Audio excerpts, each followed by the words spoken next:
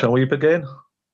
Just a second, Chair. And we just need to note the notes from the previous meeting in October, please. Okay, we're live. All right. Yeah. Right, good evening, everyone. Welcome to this evening's local plan meeting. Now, the first item on our agenda is the apologies for absence. I've already got Councillor Cassidy. Are there any others? I've got Councillor Galt, Chair. All right, thank you. Are there any other apologies for absence anyone knows of?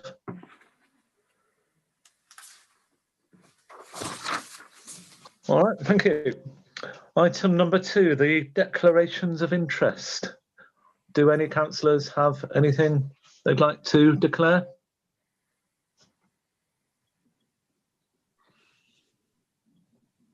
Looks like no. All right. Next, we'll move on to the minutes of the previous meeting. Meeting held on the 14th of October 2020.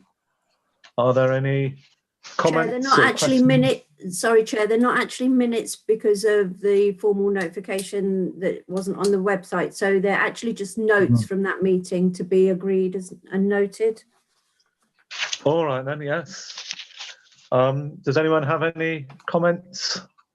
Or shall we move straight on to note them? Do we have a proposer for that? I'll propose. All right, thank you. And seconder? Yeah, I'll second them. All right, so Councillor Beebe and Councillor Keane. Thank you. All right then. All those in favour? There's me. What other councillors are here? I can't actually see from my list. Currently, we only have 3 of you, Chair. So it's Councillor Keane, Councillor Beebe, and yourself. That is enough for us. We call it, yeah. Yes. All right then. Good.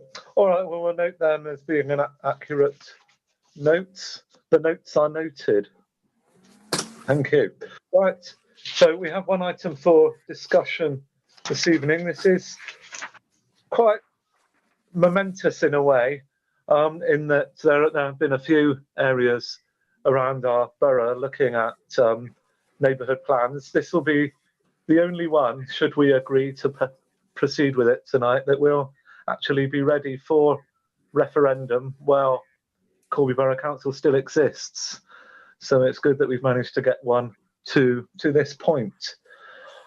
Right, so we'll move on to Peter now to present the report. Thank you. Thank you, Chair. The report informs members of the recommendation made in the examiner's report on the Gretton Neighbourhood Plan and seeks approval for the neighbourhood plan to proceed to referendum. So I think one important point is that due to COVID-19, a referendum can't be held before May.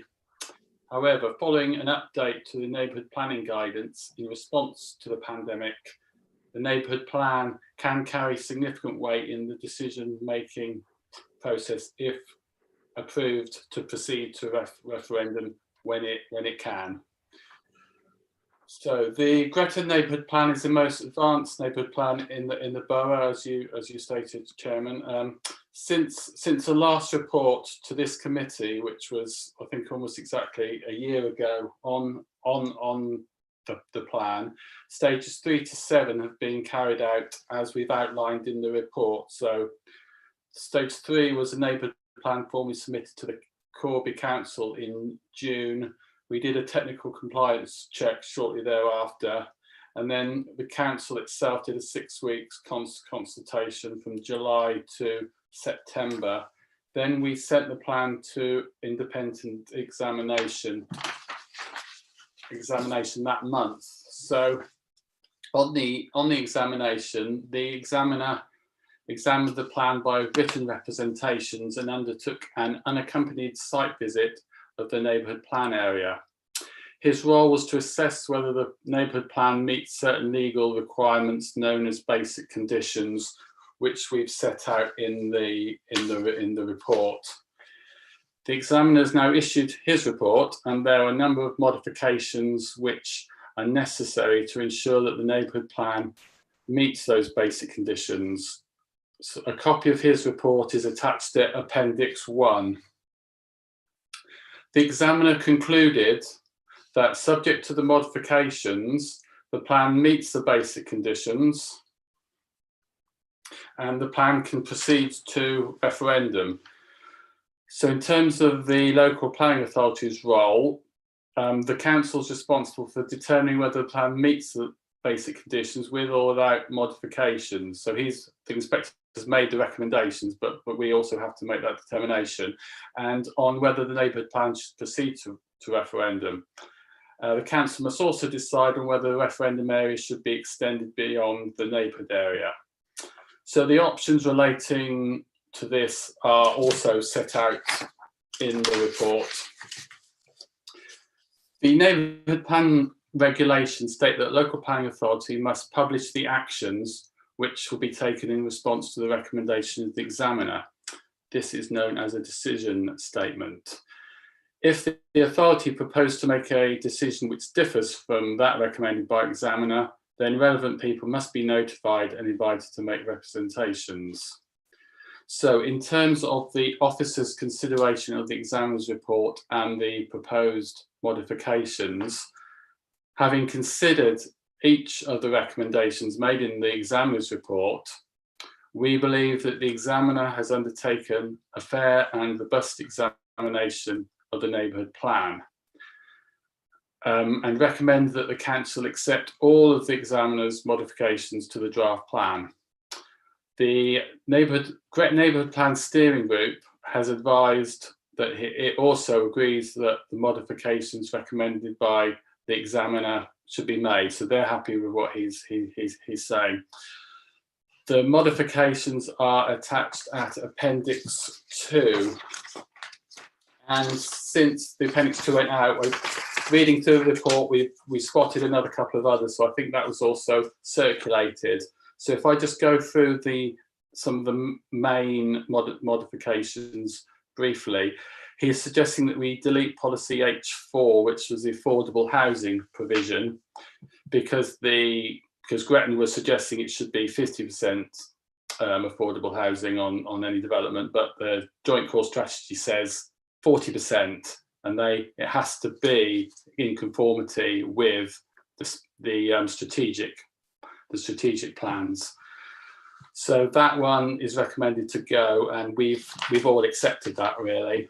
And similarly with policy H5, which is on accessible housing, that deals with housing standards like wheelchair standards and that sort of thing. And although it's commendable, it's not something a neighbourhood plan can seek to change or have a policy on. So that's been accepted as well.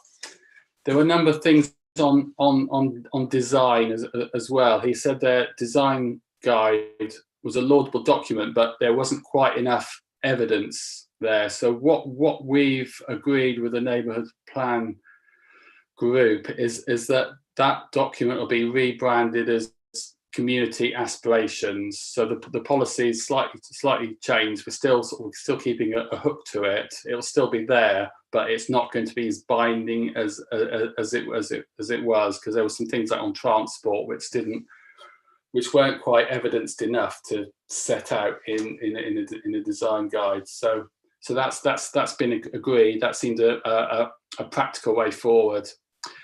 There's also some work for us to do. He's recommended the chapter and paragraph numbering is added to the plan. So we can go ahead and do that.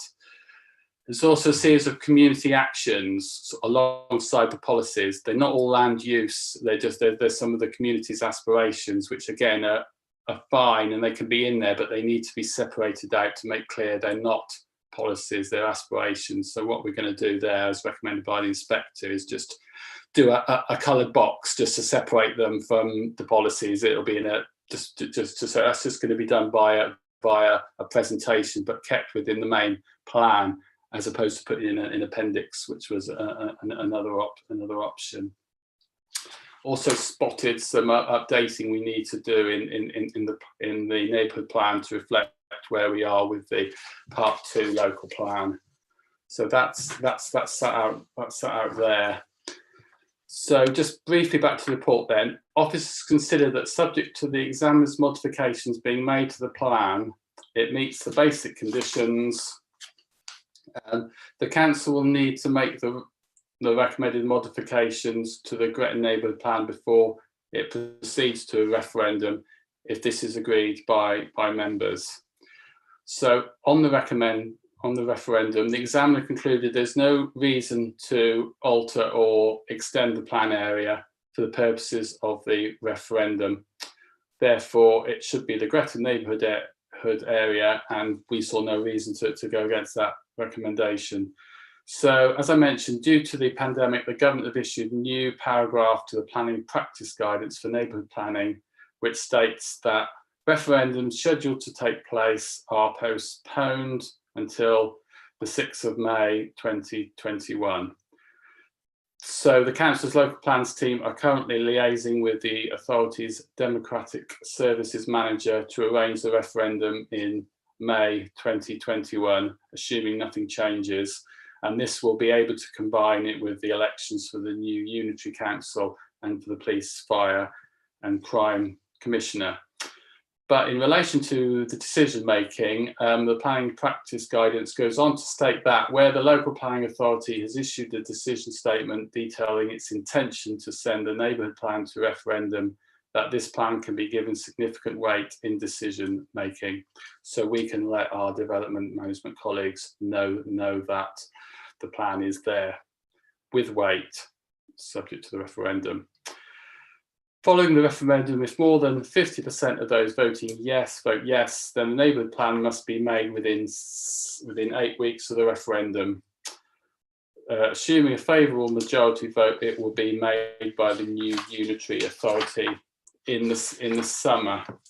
So finally, on the recommendations, we're recommending that members note the content of the examiner's report, agree the examiner's modifications, and that subject to these, the neighbourhood plan meets the basic conditions and other requirements, and that the decision statement is published on the council's website, and agree that the neighbourhood plan, as modified, proceeds to a local referendum based on the boundary of Gretton Parish.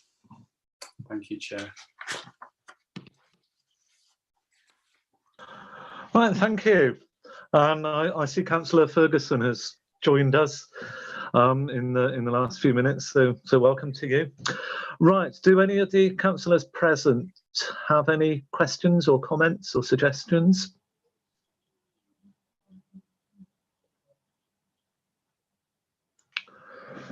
Right. I've got a couple of things to mention. I see from the timetable, the technical compliance, no, not that, the publication and the examination. Does it matter that the examination happened while the consultation was still going on? Because obviously there could have been more things came across in the consultation that might not be addressed then in the examination. Does that matter? No, apologies, Chair, that's an error. I think I sent through a number of reports, so apologies to the committee section as well. That was corrected. That should say the 14th of September, not the 2nd. That's an error. Apologies. All right, thank you. That makes it makes more sense. Yeah, thank you. The second thing is just to clarify, should 50% of those who vote, or more than 50%, say they don't want this to go ahead, basically things will just carry on as they are then, and Gretton will be part of the local plan, but not have its own neighbourhood plan. That's my understanding. I think I've only heard of one, maybe two, that failed at that stage. But if it was to do so, that would be the case. Yeah. All right. Thank you. Right. Before we move to the recommendation, if councillors have nothing to add, do Terry or Ian, have you got any further comments? No. Right. None directly, Chair, other than to thank the officers for all the hard work that they've put into this report and effectively, allowing us to agree a neighbourhood plan, as you've already sort of set out in advance of effectively the council transitioning to Northants. Yes, yeah, it is a lot of work that goes into this. So we do want to thank officers and local residents in Gretton. I've been involved in the neighbourhood plan for the town centre, and I know the amount of work that goes into it. So it's good that people are willing to do that. Right, let's move on to the recommendation. I won't read through it all now because Peter's just read it, so we know what it entails. Right, do we have a proposer for the recommendation?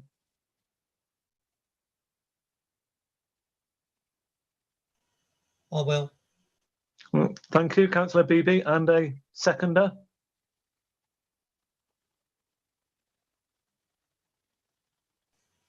Lawrence. He is. Councillor Ferguson is seconding, Chair. Right, thank you.